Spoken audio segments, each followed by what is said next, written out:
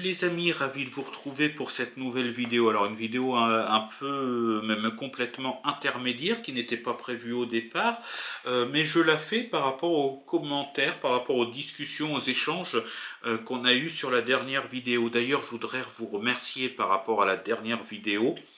Parce qu'il y a eu beaucoup de pouces bleus, quelques abonnés en plus, donc bienvenue aux nouveaux abonnés, et j'espère que mon univers vous plaira, hein. Nouveaux abonnés depuis quelques 2-3 vidéos, là ça monte un petit peu la chaîne, donc tant mieux, on espère que ça montera un petit peu plus. Et puis plus de vues, plus de temps de... Vous regardez les vidéos un peu plus longtemps que d'habitude, donc je voudrais vous remercier parce que effectivement j'aimerais que cette chaîne puisse décoller un petit peu plus maintenant que le pari tenu en 2019 est réussi, depuis que j'ai une bien meilleure forme, depuis que j'ai réussi le principal. Eh bien il va être temps maintenant de partir à l'aventure ensemble et ça commence à monter petit à petit, les heures de vue augmentent et vraiment je voulais vous remercier là-dessus pour ça. Alors, j'ai décidé de faire une vidéo à l'intérieur. Eh ben oui, je suis pas dans mon fourgon, il est tranquillement garé sur le parking, en bas de l'immeuble, et tout va très bien. Je m'habitue à la conduite. Bon, c'est vrai qu'à Bernay, ce qui est un petit peu chiant, c'est qu'il y a beaucoup de rues très étroites, on peut pas se croiser déjà entre deux voitures. Bon, bah, j'évite encore un petit peu d'aller dans le centre-ville, mais voilà, je fais mes marques petit à petit, et je vous l'avais dit dans la vidéo, j'ai du mal à gérer la largeur de mon véhicule. Dans la dernière vidéo, je veux dire, j'ai du mal à gérer un petit peu la largeur de mon véhicule, mais bon, ça viendra. Et puis voilà. Alors, j'ai décidé, je l'ai promis d'ailleurs, de faire cette vidéo par rapport à des échanges qu'on a eu, des échanges très positifs d'ailleurs, qu'on a eu dans la dernière vidéo, dans les commentaires de la dernière vidéo. Parce que je suis dans le projet, même pas dans le projet, hein, j'ai reçu ma batterie d'ailleurs, hein, la batterie de 180 ampères-heure des charges lentes, je l'ai reçue, je vous la montrerai dans une prochaine vidéo. Donc je vais aménager un véhicule pour faire des road trips dedans et vivre en partie dedans. D'ailleurs, il y a pas mal de questions qui me sont posées. Je vous propose, je l'avais déjà fait, mais j'avais pas vraiment eu de retour là-dessus. J'avais eu quelques questions que j'ai notées, mais je vous propose, maintenant qu'il y a une centaine d'abonnés en plus, maintenant que ma chaîne commence un petit peu à devenir une chaîne YouTube petit à petit, je vous propose une FAQ, ce qui veut dire foire aux questions. C'est-à-dire que le principe, c'est que de cette vidéo-là, vous me posez les questions que vous voulez dans les commentaires. Allez-y, hein, posez-moi les questions, des questions sympathiques, des questions sur la Vine Life, des questions sur la vie privée. Bon, soyez corrects, c'est tout ce que je vous demande. Et puis, je ferai une vidéo pour vous répondre à vos questions, foire aux questions. Si vous vous posez des questions sur certaines choses, vous pouvez y aller dans les commentaires. Je vous propose de réessayer la FAQ, et quand j'aurai une dizaine de questions, 7, 8, 10 questions, eh bien, je ferai une vidéo spéciale pour vous répondre à ces questions. Si je souhaite répondre à toutes les questions, ou alors s'il y en a beaucoup, je prendrai une dizaine de questions parce que ça met du temps quand même. Donc la parenthèse est fermée. Le sujet de la discussion, c'est ce que j'ai le droit de faire, ce que j'ai pas le droit de faire pour aménager mon fourgon. Et c'est vrai que c'est un peu compliqué. Je suis donc allé faire des recherches approfondies d'abord là-dedans, tout simplement, le code de la route. C'est avec ça que, en fait, je l'ai jamais ouvert parce que c'est quand j'ai passé le code et tout ça, j'ai préféré faire ça directement avec des vidéos YouTube et tout ça parce que bon, c'est un peu. Mais là, par contre, je l'ai ouvert, je l'ai étudié. Il y a aussi, je suis allé sur des sites internet, alors les forums d'échange, les pages Facebook de Vinelifer et tout ça, évidemment, je suis allé voir un petit peu, mais là c'est un peu compliqué d'avoir une information réelle quelque part. Il y a les informations réelles, mais savoir quelles sont les réelles, quelles ne sont pas les réelles. On dit tout et son contraire dans les forums, dans les échanges sur les réseaux sociaux. Donc je suis allé voir aussi des articles de Ornicar, l'auto-école en ligne. J'ai été voir aussi, je suis allé voir, pardon, aussi des sites traitant des sujets, des sites d'assurance, notamment la Matmut. Je sais pas sponsorisé, mais je m'en fous, je dis où je donne mes sources. Et voilà. J'étais aussi voir le site, quelques informations du ministère de l'Intérieur. Alors, je ne peux pas vous donner toutes mes sources à chaque information, mais voilà ce que j'ai trouvé comme réponse par rapport à tous les problèmes qu'on a pu sur lesquels on a pu échanger dans ma dernière vidéo sur les commentaires. Alors déjà, le gros problème, le gros débat, c'est la cloison de séparation. Alors là, je vous avoue que je suis un petit peu emmerdé avec ça. Parce que j'ai du mal à trouver l'information. Alors, de ce que j'ai trouvé, il y aurait eu une réforme qui s'appelle la réforme AFNOR, qui dirait que les véhicules CTT, c'est-à-dire transport de marchandises, datant d'avant 2012 peuvent enlever la cloison, et que les véhicules d'après 2012 doivent impérativement garder cette cloison. Moi, il est tout juste de 2012. Il est du premier du mois de 2012 ou de février, je ne sais plus.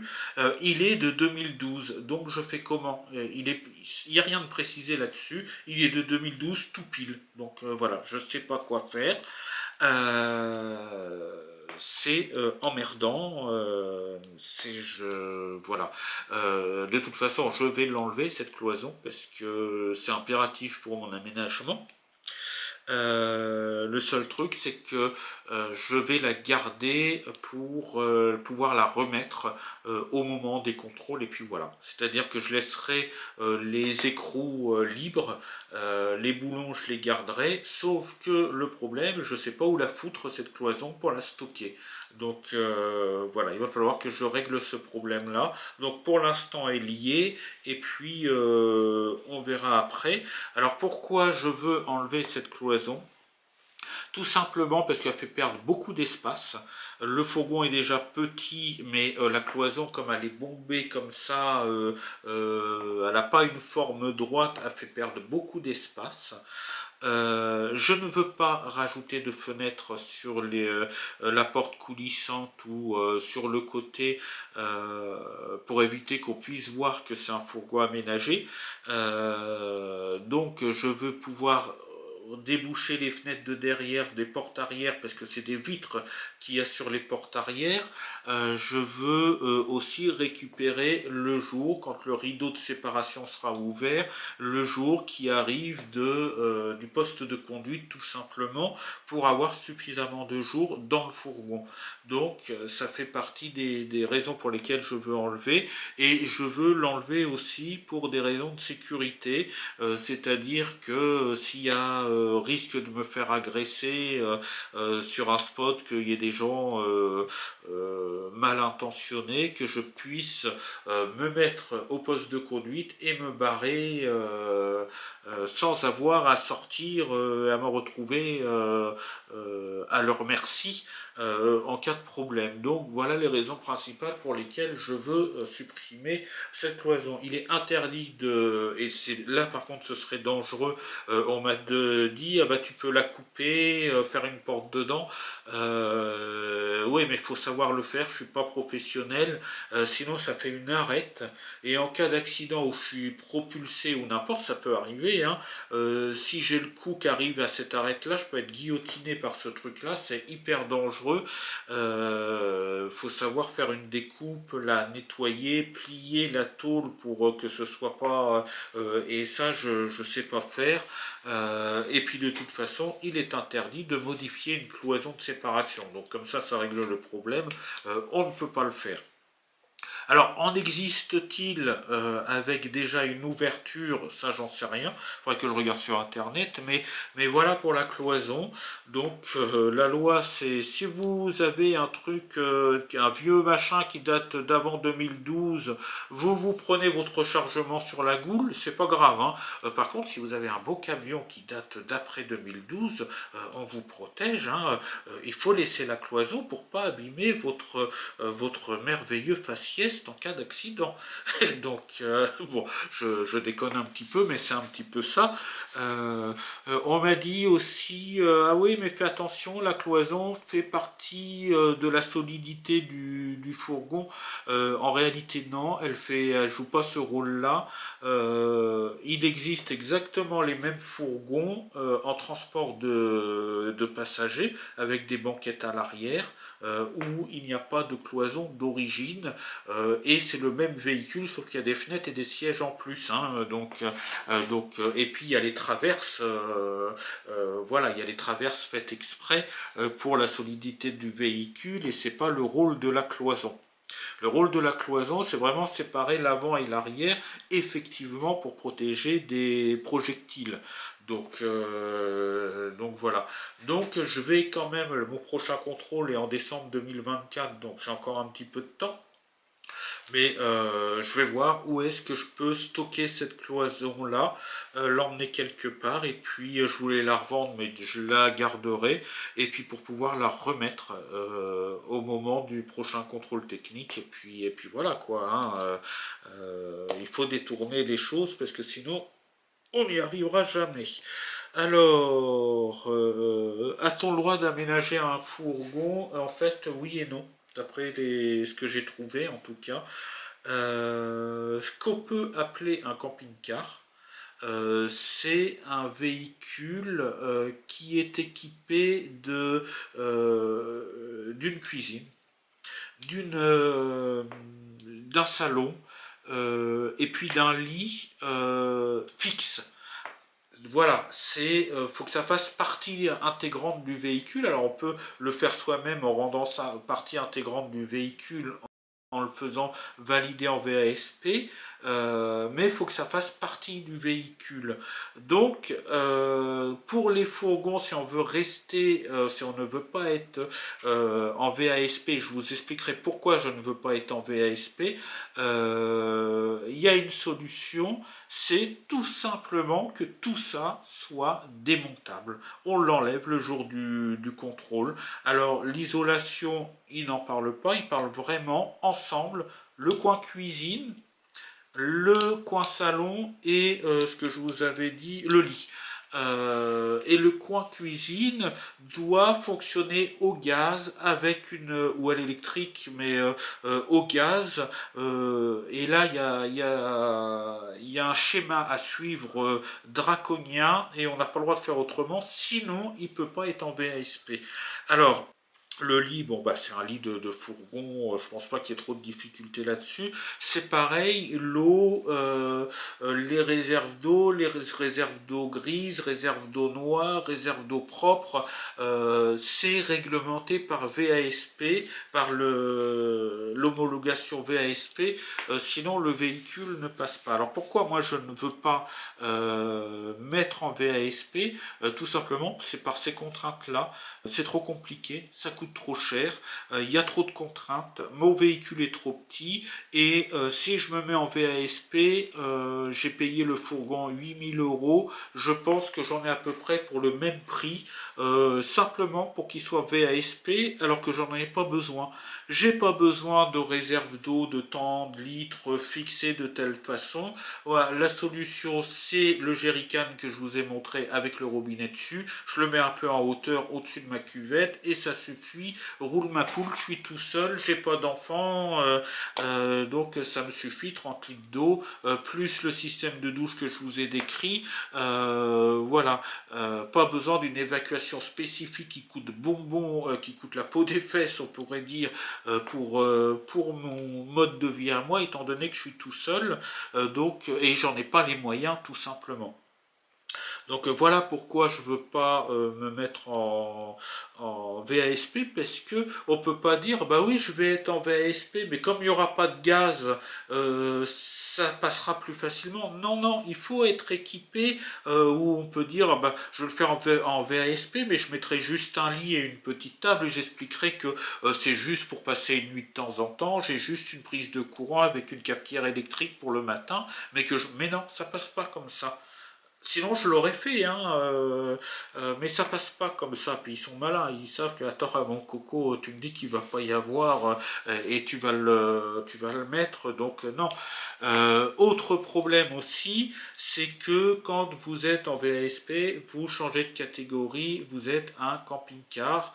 En fait, vous changez de catégorie, oui et non, puisque le camping-car est dans la même catégorie que le véhicule, qu'une voiture, qu'une Twingo ou que n'importe quelle voiture, mais vous êtes quand même en camping-car. Et ça pose un certain nombre de problèmes. C'est que même si c'est illégal, ou en tout cas pas reconnu, il y a des panneaux interdiction au camping-car partout.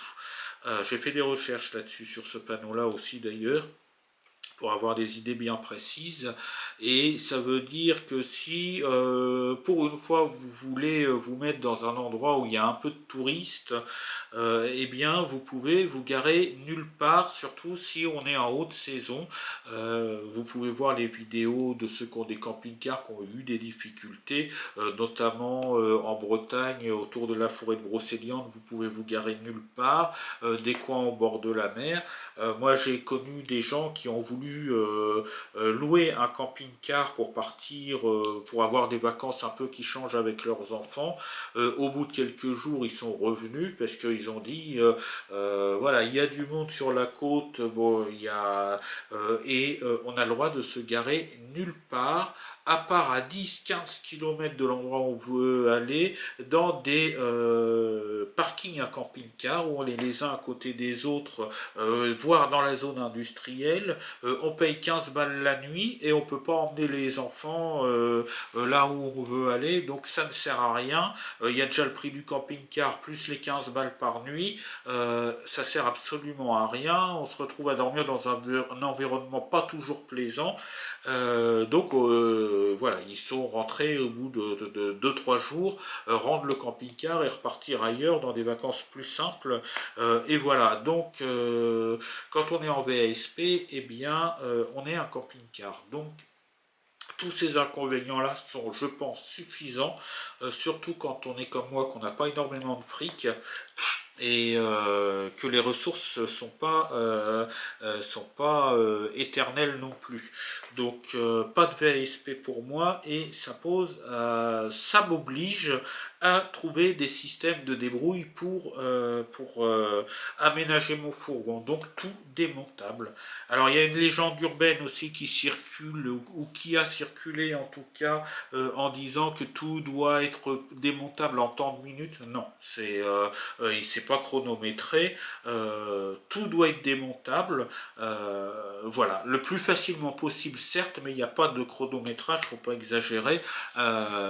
Donc faut le bloc cuisine, le lit, moi je conseillerais aussi de pouvoir retirer la douche, et puis voilà, vous n'êtes plus dans un camping-car. Alors je dois aller charger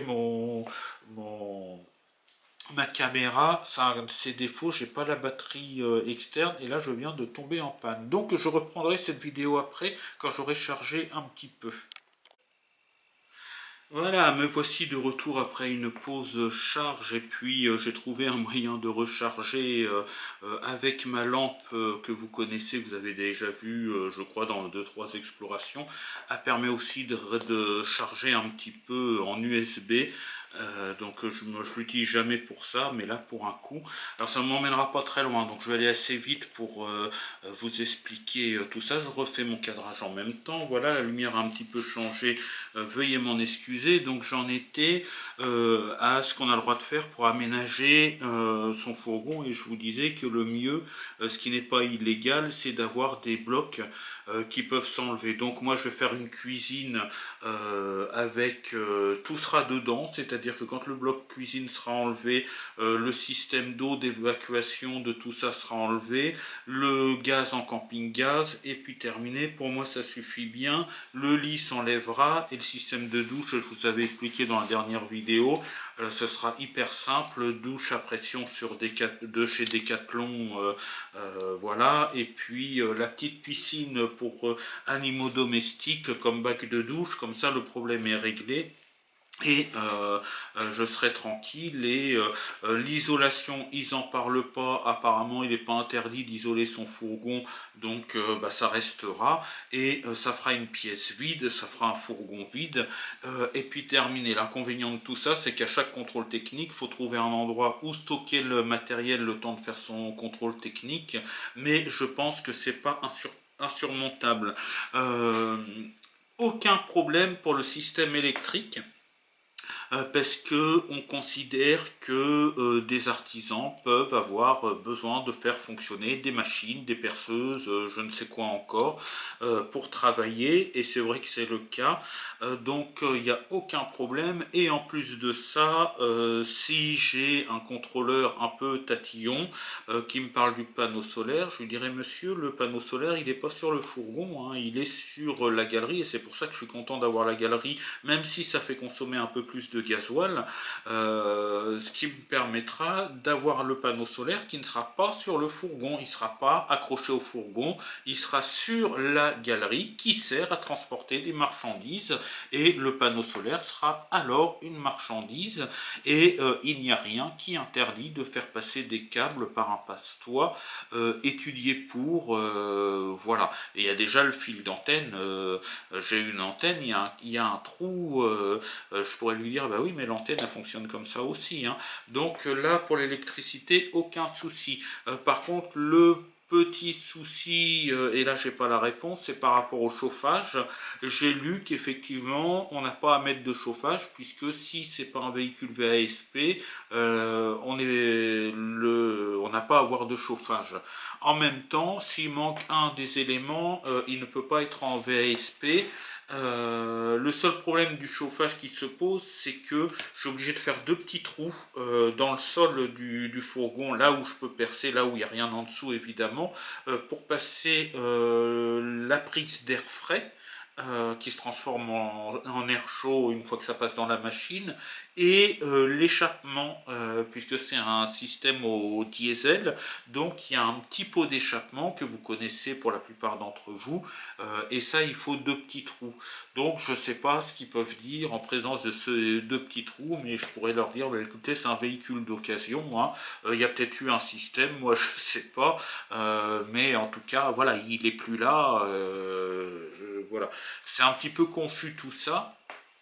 Et je pense que on devrait alors moi j'ai pas encore fait de contrôle évidemment, mais ceux qui tombent sur des contrôleurs qui sont assez sympas et pas trop idiots, on va dire, devraient, alors en privé, parce que si jamais c'est fait dans les forums en public et tout ça, ces gens-là pourraient avoir des ennuis, mais de dire: ah bah tiens, en privé à quelqu'un, si tu veux faire contrôler ton fourgon pour pas qu'il soit trop emmerdant, bah va à tel endroit, parce que ils n'ont pas tous le même avis, voilà, parce qu'ils font ça selon leur avis personnel aussi, d'après ce que j'ai pu comprendre. Et là ma source c'est les forums des camping-caristes, des Weinleifers.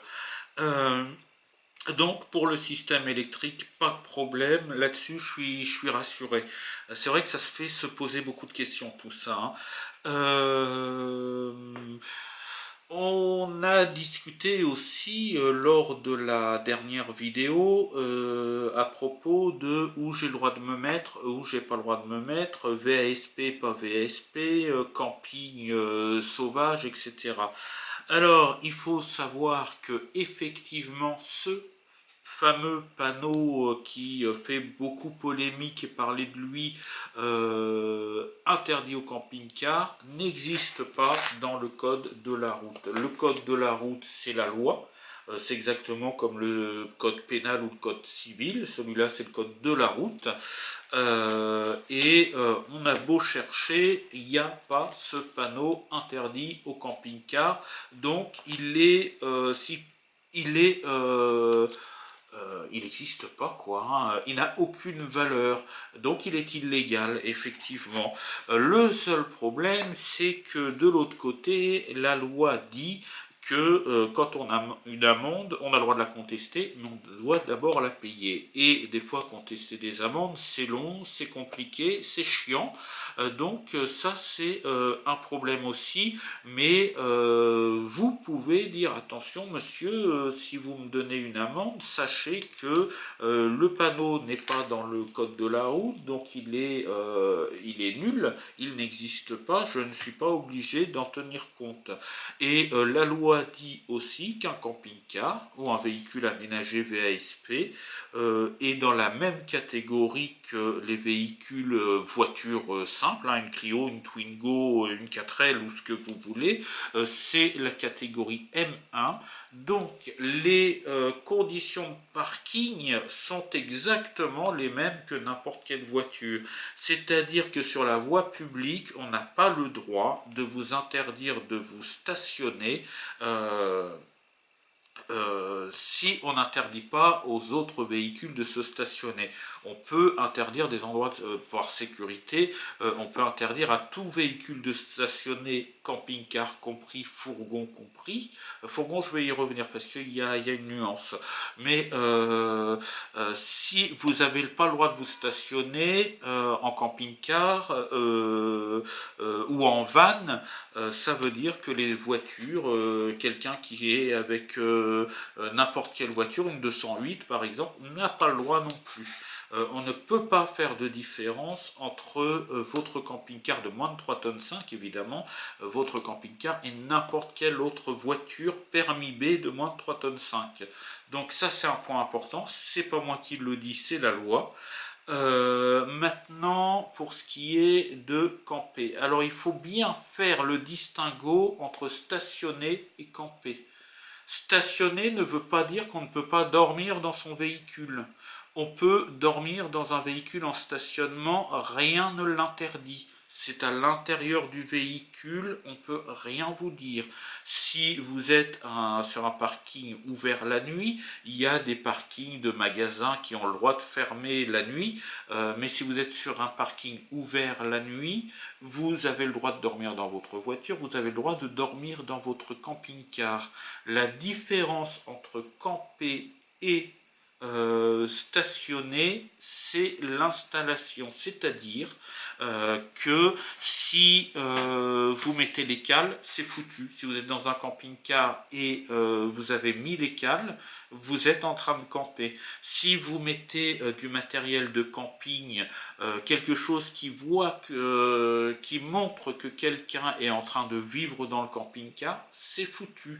Laissez pas vos chaussures mettez pas un auvent, mettez pas un salon de jardin, laissez pas vos chaussures à l'extérieur sur le marchepied, d'ailleurs vous risquez de vous les faire piquer, voilà, laissez pas votre marchepied déplié, repliez-le quand vous êtes dans votre camping-car, ne mettez rien qui puisse indiquer que vous êtes dedans, que vous dormez dedans, et c'est un véhicule en stationnement et on a le droit de dormir dans un véhicule en stationnement, tout en respectant aussi la loi pour éviter les véhicules ventouses, c'est-à-dire qu'au maximum vous ne restez pas plus d'une semaine au même endroit sans bouger, mais à partir du moment où il n'y a rien qui montre que vous êtes dedans en dehors du stationnement, la loi, on n'a pas le droit de vous interdire de dormir dans votre véhicule.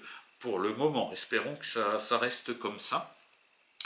Voilà, c'est vraiment le distinguo entre camper. Alors évidemment, si vous mettez votre petit chaise Décathlon à côté de votre camping-car pour boire votre bière, ou là, bah, vous êtes en mode camping et on peut vous l'interdire. Voilà, voilà la différence. Vous pouvez dormir dans un véhicule en stationnement, vous sortez du matériel, vous mettez vos cales, on voit que vous êtes dans votre, vous dormez dans votre fourgon, vous êtes en camping.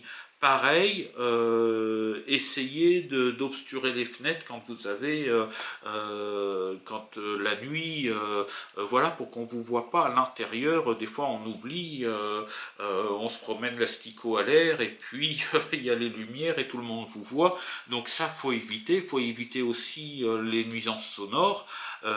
Et on peut rien vous dire. Stationner n'empêche pas de dormir dans son camping-car.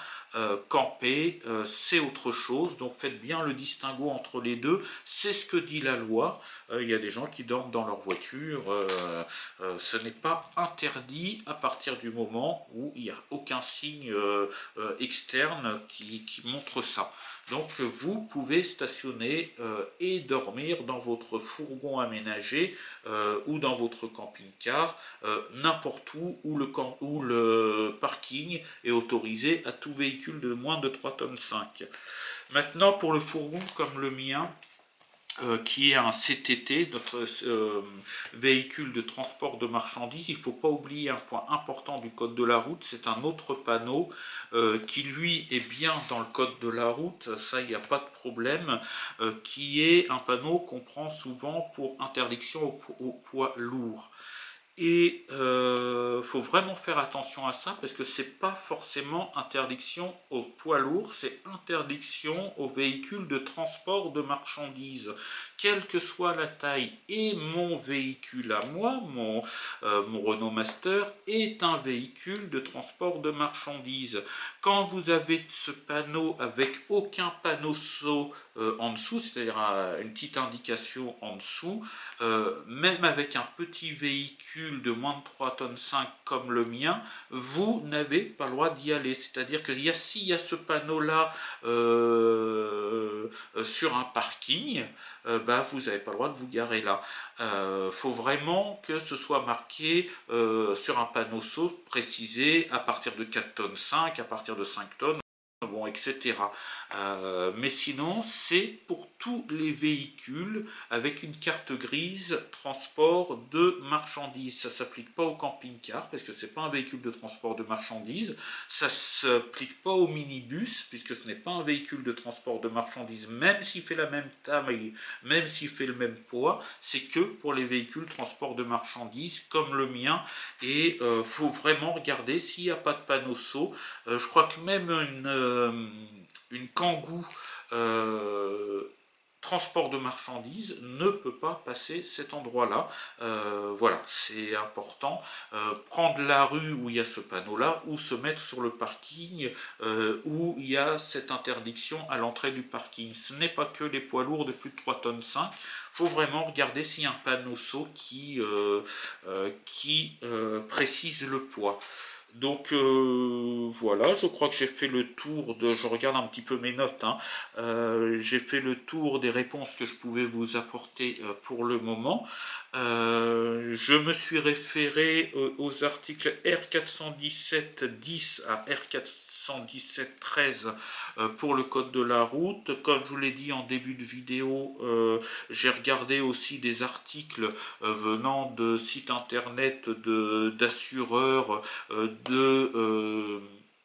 permis de conduire en ligne du ministère de l'Intérieur et tout ça. Je pense que j'ai vraiment réussi à trouver les réponses à ces différentes questions qui se posent, qu'on se pose évidemment, et que moi je me pose vraiment beaucoup en ce moment.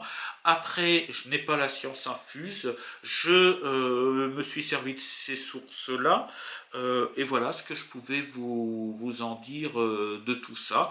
Donc je vais essayer de respecter au maximum la loi, mais s'il y a possibilité, s'il y a quelque chose qui coince avec la possibilité de détourner, tout en restant légal, eh bien c'est ce que je vais faire, et c'est ce qui se passe en mettant des éléments d'aménagement démontables. Voilà, ça fait un truc un peu moins confortable, mais beaucoup moins cher, et ça permet de garder sa liberté. Voilà, j'espère que cette vidéo vous aura plu. J'ai pensé que c'était important de la faire par rapport aux échanges qu'on a eus, et j'espère que ça vous apporte des éléments de réponse. Ça a été du boulot un petit peu de chercher tous les points, mais c'était utile pour moi aussi pour la vidéo, pour cette discussion-là, mais ça a été aussi utile pour moi pour savoir ce que je pouvais faire ou ce que je ne pouvais pas faire. Voilà, on se retrouve très bientôt dans une prochaine vidéo dans le fourgon cette fois. En attendant, je vous dis ciao, bye bye, sortez couverts et portez-vous bien. J'attends du matériel aussi pour l'aménagement du fourgon, et je vous retrouve très très bientôt. Merci de m'avoir suivi, à bientôt, salut.